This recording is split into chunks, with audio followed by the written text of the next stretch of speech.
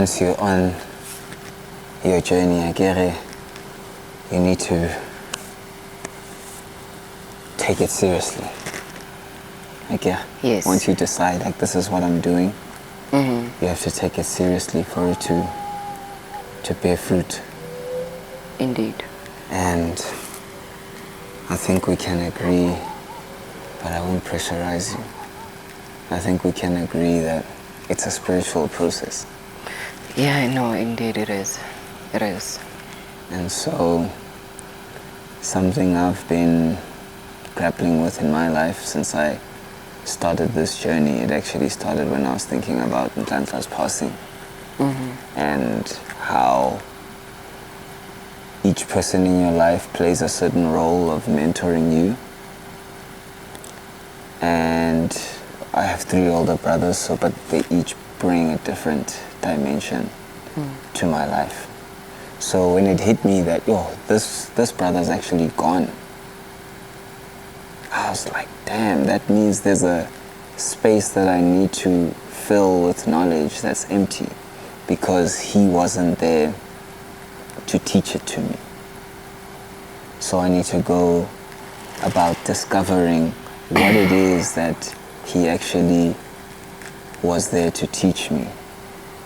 And in that path, I found out about the spirituality.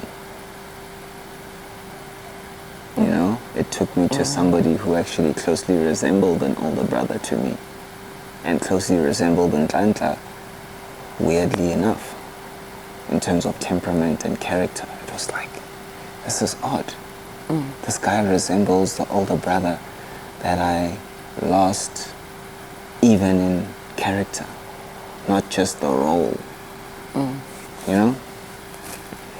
So, like, how do you do things? Do you do things African or Western in that regard of spirituality? How do you look at it?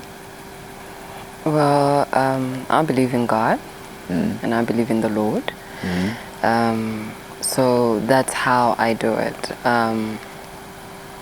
I don't believe in anything else but that.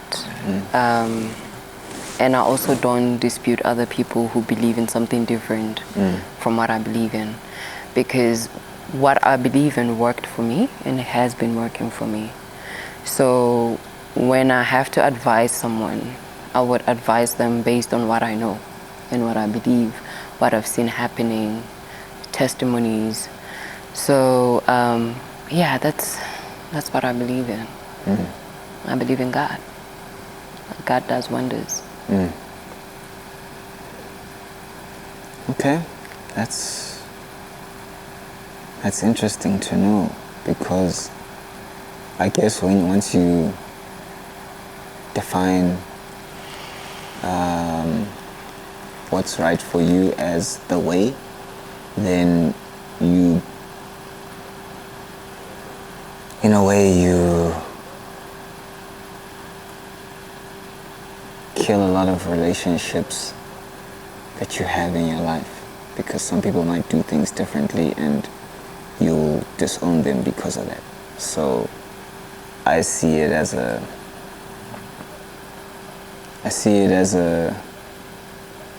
wiser way of doing things personally, because I also don't criticize somebody for their way of doing things, but I have this strong belief that it's not even belief in the sense of, now I'm gonna try and convert you.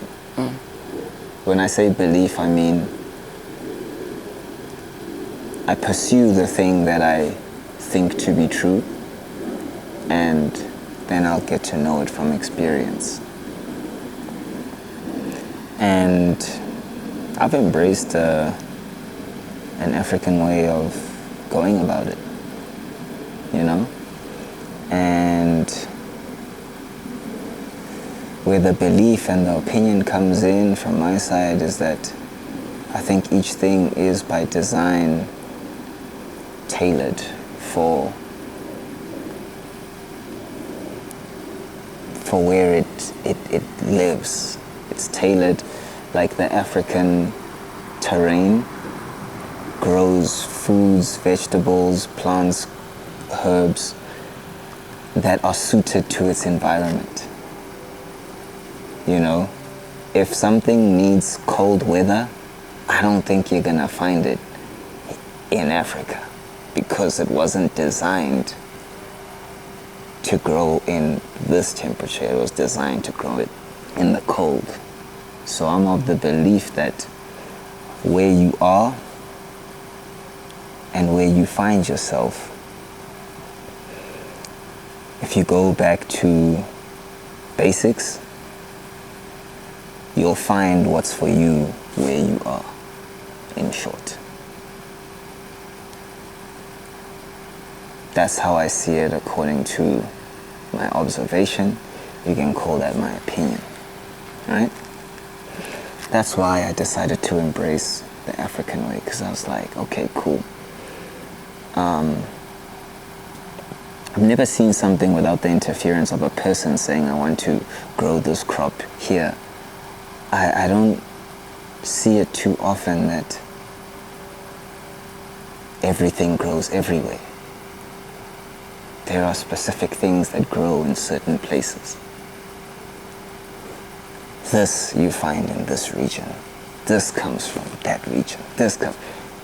What is the significance of that thing?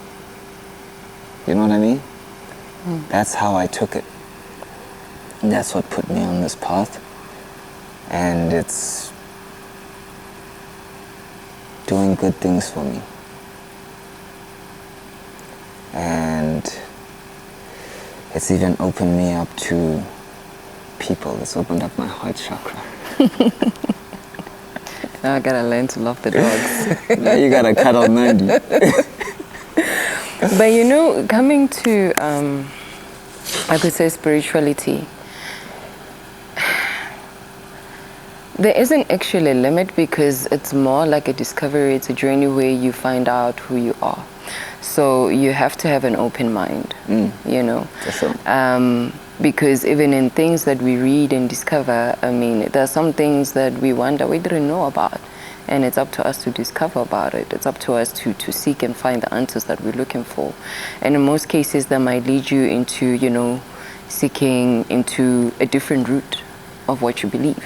So in that, I wouldn't actually shut myself out of it, or like, I could say like, I think a couple of times, you know, I would sit with people who believe, you know, in tradition, African way, and I would also try to pick up, you know, what's happening, you know, what are they learning, how are things going, because at this point, just because we have different beliefs doesn't mean we have to judge one another. And I do respect that journey because at the end of the day, it's things that we have to go through in discovering who we are. So it's something that I would still have an open mind to understand why another person is looking at it that way. You know, what do they understand? What is the root of it? So you never know that it might actually be the puzzle that is missing.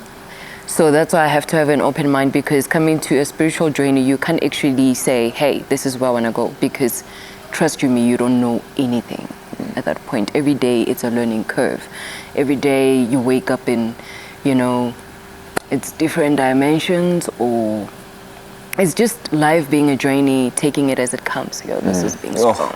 The smoke is doing now it's crazy. I think we need something just to push God, hear our prayers. Yeah, amen. Can you talk to him for us and make him the smoke to go that way? Can I pray? Really? Yeah, like, do something, nigga. No. Damn. It's like, hey, what are you guys talking about? Hey, Stop right now. Hey, you better stop it.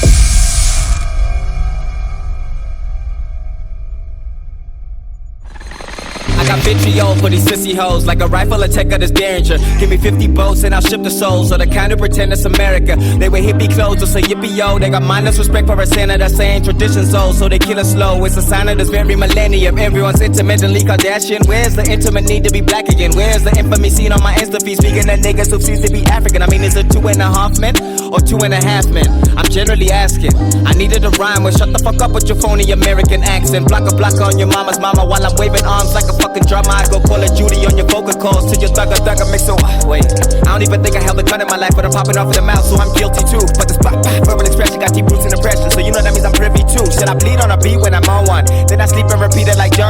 I've been feeding to reach a prestigious arena to see what it means to be fond on, but I'm conflicted. That's unlike me. I don't crave attention like that.